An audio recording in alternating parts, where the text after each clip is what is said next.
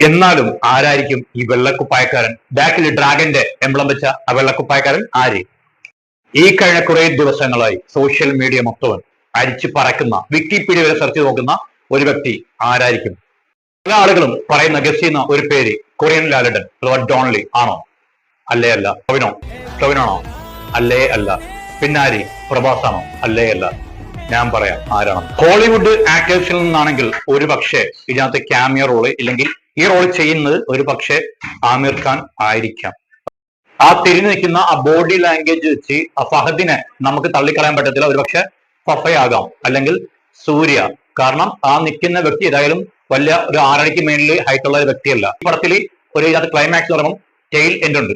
ആ ഒരു tail end പോർഷനിൽ മമ്മൂക്കയുടെ സാന്നിധ്യം ചിലപ്പം വോയിസ് ഓവർ ആയിരിക്കാം, ഇല്ലെങ്കിൽ നരേഷൻ ആയിരിക്കാം, ഇല്ലെങ്കിൽ വേറെ എന്തെങ്കിലും ആ കൊണ്ട് നിർത്തുന്നത് ഒരു ട്വിസ്റ്റ് മമ്മൂക്കതായിരിക്കും.